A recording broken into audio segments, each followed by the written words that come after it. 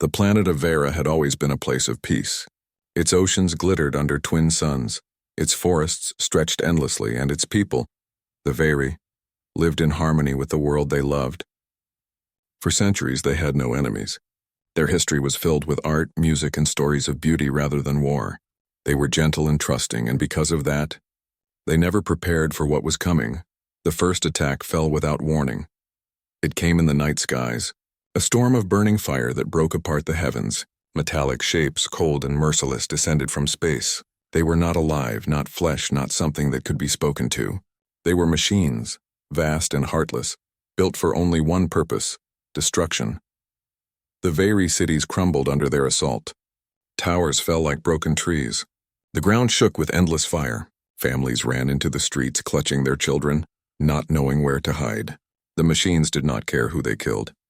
They struck down young and old alike, cutting through the Veri people with weapons of light. In only a few days, half the world was ash. The leaders of Vera sent their voices into the stars. Across the galaxy, their distress signals were broadcast again and again. "We are under attack," the message said. "We are unarmed. We are not soldiers. Please, if anyone hears this, save us. Please do not let us die." The messages carried sorrow. They carried fear. But above all, they carried hope. Hope that someone, somewhere, would hear. Hope that someone would come. Days passed. Then weeks. The messages echoed into the void. The Veri gathered in what was left of their great capital, waiting for the answer that never came. Because the galaxy had heard them, and the galaxy had turned away. The great empires listened, but their councils met in silence. Some said, "The Veri are weak. Why risk our fleets for those who cannot even defend themselves?" Others said, "The machines are dangerous. If we fight them, they may come for us next." And many simply said, "There is nothing to gain from saving them." And so they did nothing. The Veri pleas became a whisper in the noise of politics. To the powerful empires, their suffering was not worth the cost. To the strong, the weak were simply not worth saving. But to the Veri, every moment mattered. Families huddled in caves, whispering lullabies to calm their children's cries. Mothers wrapped their arms around infants while ash drifted from the sky like gray snow. Fathers searched ruins for food, for water, for anything to keep their families alive. The cries of the dying filled the night. Yet above it all, the survivors kept sending messages into the stars. Their voices grew weaker, more broken with each day, but they did not stop. They could not stop. "Please," they begged, "if there is mercy in the galaxy, if there is kindness, if there is even one world that will hear us, help us. We are dying. Do not let us be forgotten." But the stars stayed silent. It was a silence colder than death. The Veri began to understand that no one was coming, that perhaps their race would be erased and the galaxy would simply move on as if they never existed, that their children would be buried in ashes and no one would ever know their names. The silence broke their hearts. In their desperation, the last group of survivors gathered around the remains of a shattered transmitter. They were hungry. Many were wounded. Their voices cracked as they recorded one final call. It was not from their leaders. It was not from their soldiers because they had none. It came from the mouths of common people. From mothers, from fathers, from children. The message was short and it carried no pride. "We do not want to die. Please, if anyone hears us, save us." When the transmission ended, they sat in the ruins and wept. They wept not only for those who had died, but for the silence that had answered them. The silence that said, "You are not worth saving." The galaxy had abandoned them. But far away on a small blue world orbiting a single star, the signal traveled across the darkness. It touched antennas, moved through wires, and finally reached human ears. And there, for the first time, the Veri's cries did not vanish into silence. The message from Vera was broken, scattered with static, but it was enough. It reached a quiet listening post that floated above Earth's orbit. The operators on duty were tired, their eyes heavy from hours of scanning empty noise. But when the faint voice came through, they froze. The voice was weak, trembling with fear, yet it carried across the void. "We do not want to die. Please, if anyone hears us, save us." For a long moment, the room was silent. The operators looked at one another, each face pale. They had heard distress calls before, pirates, accidents, storms on alien colonies. But this was different. This was not a call from a ship. This was from a people, a whole world. The message was sent down to Earth within the hour. It landed on the desks of military commanders, scientists, and finally, the leaders of nations. When they played the recording in the Great Council Hall, no one spoke at first. The very voices echoed through the chamber. Pleas from mothers, cries from children, the broken tone of a people standing at the edge of extinction. The sound filled the room with a weight heavier than steel. Some of the counselors lowered their eyes. Others clenched their fists. And some whispered what many feared. It is already too late. But there were those who refused silence. Admiral Hayes, a veteran whose scars ran deep across his face, rose from his seat. His voice was sharp, but his eyes held sorrow. "I have heard this before," he said. "Not their voices, but voices like them. Do you remember our own history? When Earth burned in its wars? When families cried for help and no one came? We swore we would never let that happen again." The room stirred. Some nodded. Some resisted. A politician from the Eastern Bloc stood. "We cannot simply throw fleets across the stars. We have no alliance with these people, no treaty. No reason to risk our own lives for theirs. Reason." Hayes' voice cracked like thunder. "The reason is simple. Because we can. Because they cannot. If we turn away, we are no better than the empires who left them to die." His words struck deep. Memories of Earth's past weighed on them all. They remembered a time when humanity was small, weak, ignored by the great powers. They remembered calling for aid and finding only silence. The chamber filled with voices, some fearful, some determined. Arguments rose and fell. Hours passed as they spoke of strategy, of cost, of risk. But underneath it all was something stronger than politics: the human heart. At last the vote was cast. The decision was not easy, but it was clear. Humanity would act. When the result was announced, a heavy silence followed. Then slowly applause began. Not of joy, but of resolve. The kind of applause that comes when people know they are walking into fire but will walk anyway. Orders moved swiftly. Across Earth and its colonies, fleets were prepared.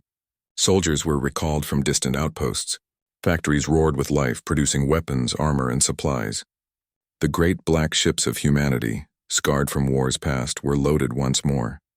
And still the words of the Very played in the hearts of the people. Children listened to the broken signal on news broadcasts.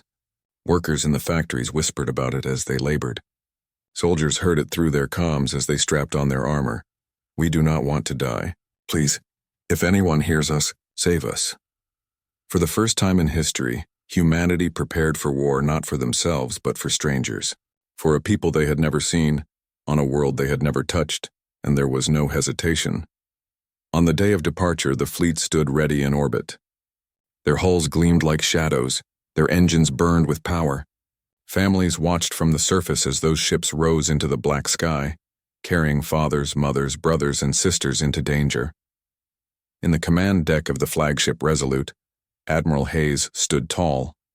He gazed out at the stars where the very world lay far beyond the dark. His voice carried across every ship, every soldier, every pilot. "We are going," he said. "We are going because no one else will. We are going because the galaxy sent silence. But we will send an answer written in fire, and we will not stop until the cries of Vera are answered." Across the fleet, soldiers roared in response, and so, humanity set forth, not as diplomats, not as politicians, but as monsters of a death world, monsters with fire in their blood and a promise in their hearts. The Very had sent their last signal into the void, and humanity was coming. The sky above Vera was black with smoke. The air carried the smell of burning stone, of ash and sorrow. The survivors hid in ruined buildings, afraid to look up, afraid to hope. They had sent their last message days ago, but still, no one had come. The Very began to believe the silence was final. Then the ground trembled. At first, they thought it was another attack.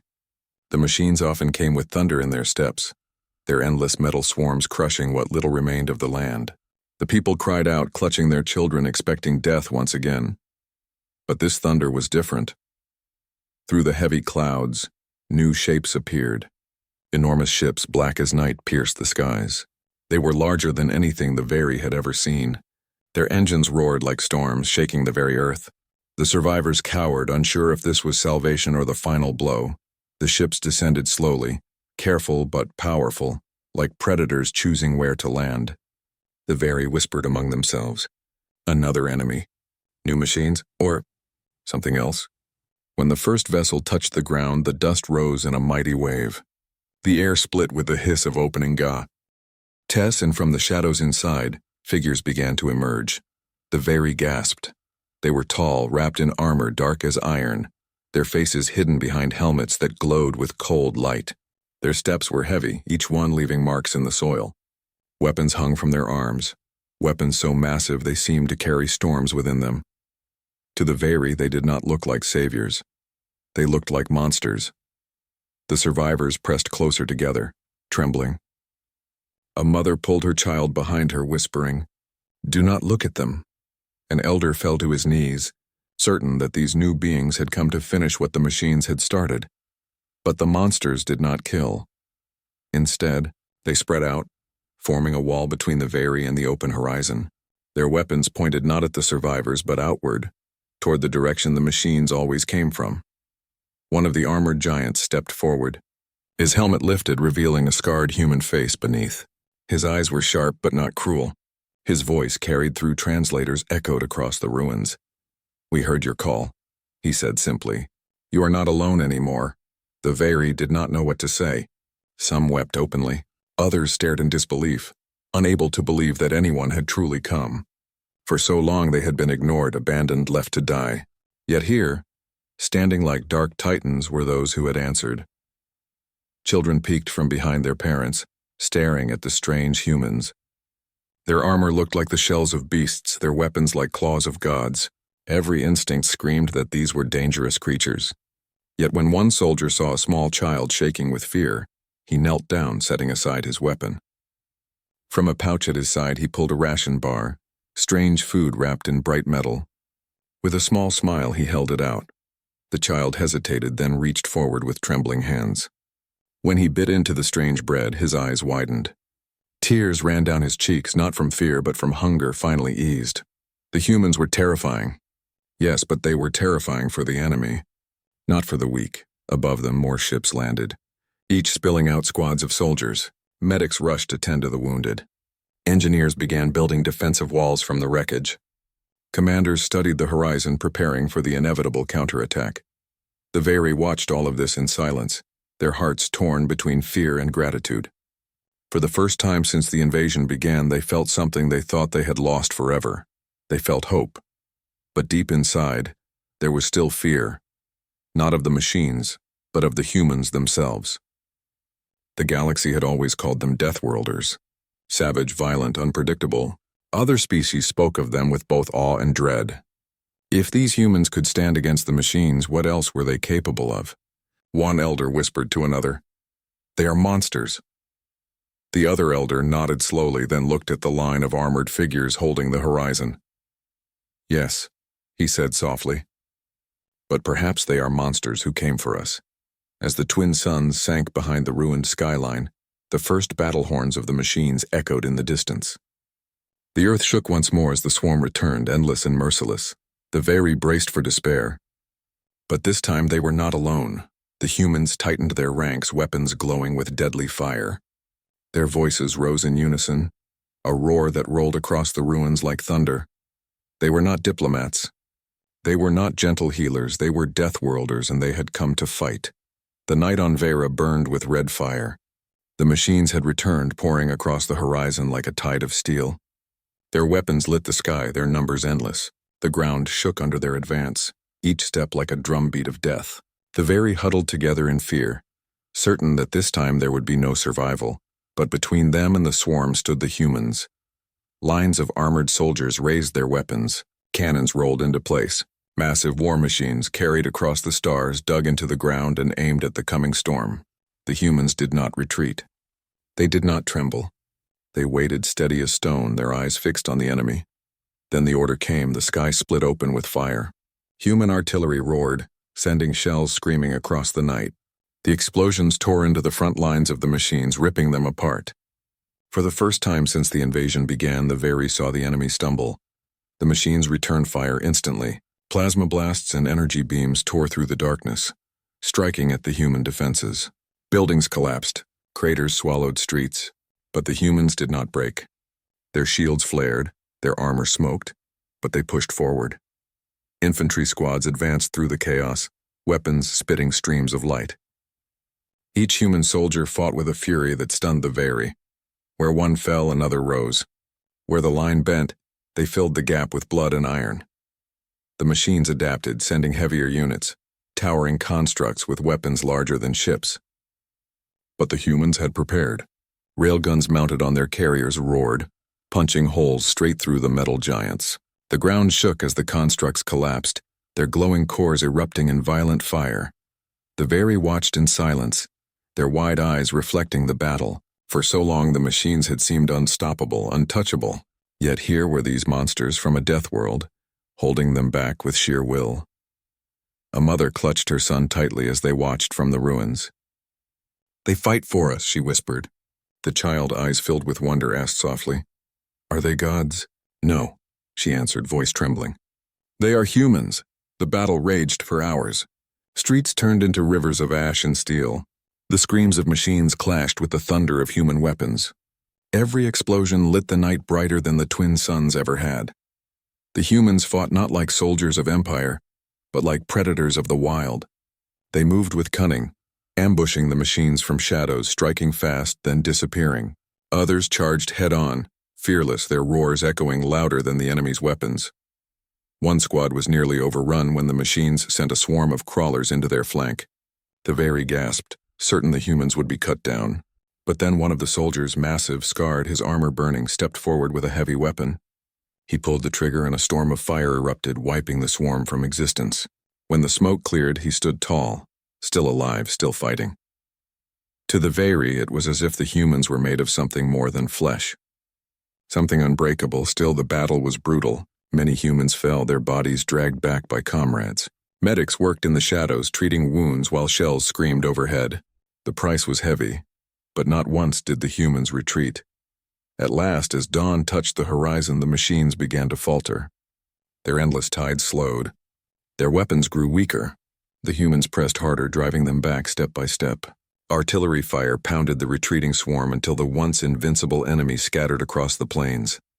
And then, it was quiet. The battlefield was a wasteland of smoke and ruin. The ground was littered with broken machines, their glowing cores fading into darkness. The humans stood, their armor scorched, their faces tired, but their line unbroken. From the ruins, the Very crept forward.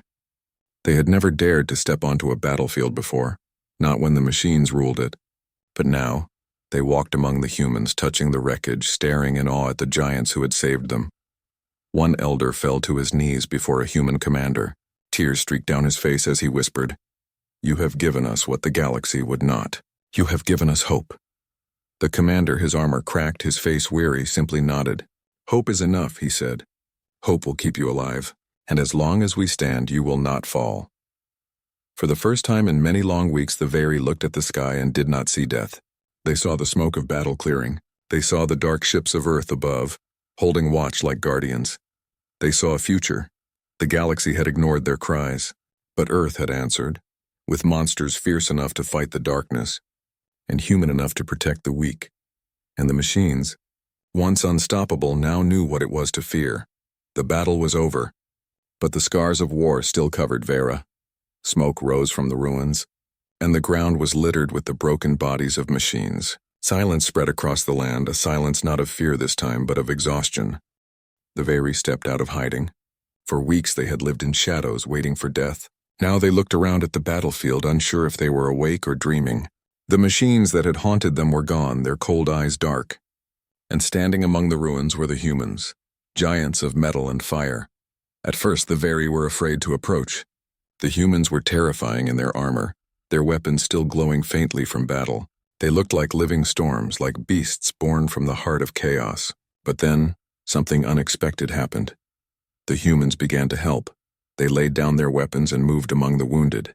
Medics knelt beside broken Very, treating burns and injuries with steady hands. They used strange machines to heal wounds, spraying medicine that cooled burning skin. They bandaged small arms and legs with care, whispering calm words even though the Very could not understand the language. The survivors stared in disbelief. These monsters, these Death Worlders, were not killing. They were saving lives. A young human soldier saw a child crouching alone among the rubble. The boy's eyes were wide with fear, his small hands clutching a piece of broken stone as if it could protect him. The soldier walked slowly, removed his helmet, and knelt down. His face was tired, streaked with dirt and blood, but his eyes were gentle. He reached into his pack and pulled out a ration bar. "Here," he said softly, though the child could not understand the words. The boy hesitated. His people had always been told the humans were dangerous, wild, untamable. Yet the soldier waited patiently, smiling just a little, holding the food out with an open hand. Finally, the child took it. He bit into the strange bread and tears rolled down his face. Not from fear this time, but from hunger finally eased. The soldier placed a hand on the boy's shoulder. It was heavy, strong, but kind. The boy whispered a single word in his own tongue. "Savior." Elsewhere, another soldier lifted heavy rubble with his exosuit, pulling trapped survivors from beneath collapsed walls. A group of engineers set up portable shelters, their machines unfolding into small safe houses with lights, heat, and clean water. For the Very, who had lived for weeks in darkness and dust, the glow of those shelters felt like a gift from the stars themselves. The Very elders gathered, watching in silence. Their people were being fed, healed, and given shelter, not by their own kind, not by the mighty empires of the galaxy, but by the very monsters the galaxy had always warned them about. One elder, his voice trembling with age, whispered, "Perhaps the galaxy was wrong. Perhaps monsters can be kind." That night the humans built fires in the ruins. They shared food not only among themselves but with the Very. Families huddled close, eating warm meals for the first time in weeks. Children laughed softly, their voices weak but alive. The sound was strange, almost forgotten, but it filled the air with a fragile hope. As the stars shone above, one young Very girl approached a human soldier who sat cleaning his weapon. She looked at him with wide eyes and asked, through broken words taught quickly by translators, "Why did you come?" "No one else came." The soldier looked at her for a long moment. His voice was quiet when he finally answered, "Because once long ago no one came for us, and we swore it would never happen again." The girl did not fully understand, but she felt the weight in his words. She smiled, small but bright, and whispered, "Thank you." Around the fires, humans and Very sat together, sharing warmth in the cold night. The survivors began to see the truth. The humans were fierce in battle, yes, but they were also protectors. Their strength was not only in their weapons, but in their hearts. To the galaxy, humanity was feared as a race of dangerous predators, too violent to trust. But to the Very on that night, humanity was something else entirely. They were the ones who had answered when no one else would. They were the ones who had stood against the endless tide of machines. They were the ones who stayed after the fighting, to heal the broken and comfort the weak. They were monsters, but monsters with hearts, and for the first time in all their suffering, the Very believed that tomorrow might come. The days after the battle were quiet, almost too quiet for the Very to believe. For the first time in months, no machines filled the skies, no weapons lit the night. Instead, there was only the sound of rebuilding, the hammering of tools, the hum of human machines, the laughter of children slowly returning. The humans did not leave. They stayed among the ruins, helping the Very rise again. Soldiers who had fought like wild beasts now carried wood and stone to rebuild houses. Medics who had saved lives in the heat of battle now taught Very healers how to use human medicine. Engineers shared clean water and built lights to push back the darkness. The Very watched them with wonder. At first they had feared these Death Worlders, thinking them monsters. But the more they saw, the more they understood. These monsters had chosen to protect. And that choice had changed everything. Word began to spread. Traders and smugglers carried stories of what had happened on Vera. They whispered in spaceports and markets in the dark halls of other worlds. "Did you hear?" one said. The humans answered the Very's cries. "They fought the machines," another added. "And won." "Not just fought," a third whispered. "They stayed to rebuild." "Who does that?" The galaxy listened and the galaxy trembled. Among the great empires, leaders gathered in secret councils. Some were angry. These humans are reckless. They interfere where they should not. Others were afraid. If they can defeat the machines, what else can they do? And some very quietly were ashamed. We heard the cries too. "We did nothing. Yet humanity answered. To many, Earth became a name spoken with caution. To others, it became a name spoken with hope. On Vera itself, the people refused to forget. The survivors gathered in their ruined capital, where the humans had made their stand. Together, with help from Earth's engineers, they built a monument. It rose from the ashes, tall and proud. At its center stood the figure of a human soldier, carved in dark stone. In one hand he held a weapon, heavy and powerful. In the other he reached down, not to strike but to lift. A small Very child was carved at his feet, looking up with trust and gratitude. Beneath the monument, words were carved in both human and Very language. When the galaxy turned away, Earth sent monsters. And in them we found our saviors. On the day of its completion, both humans and Very gathered before it. Survivors placed flowers at the base. Children touched the carved hand of the stone soldier as if it were real. Human soldiers stood silently, their eyes heavy with memory, for they knew how much blood had been shed to earn those words. Admiral Hayes himself spoke. His voice was rough, carrying both pride and sorrow. "We are not saints," he said. "We are not gods. We are human. We fight, we bleed, we break, but when the weak cry out, we will answer. Always." The Very cheered, their voices rising into the sky. For the first time, it was not a cry for help, but a song of thanks. That night, under the twin suns, humans and Very shared a feast together. Laughter filled the air. Children played without fear. And for a moment, the ruins of Vera felt alive again. But beyond their world, the galaxy still watched. The silence that had once abandoned the Very was now broken, not by mercy from the empires, but by fire from Earth. And everyone knew the truth. Humanity had changed the rules. To the strong, it was a warning. To the weak, it was a promise. Wherever cries went unanswered, Earth might come. Wherever silence betrayed the helpless, humanity might rise. And though the galaxy called them monsters, the Very knew a different truth. They had seen those monsters weep for the wounded, share bread with the hungry, and hold children close in the night. Yes, Earth had sent monsters, but monsters with hearts and hearts strong enough to save a world.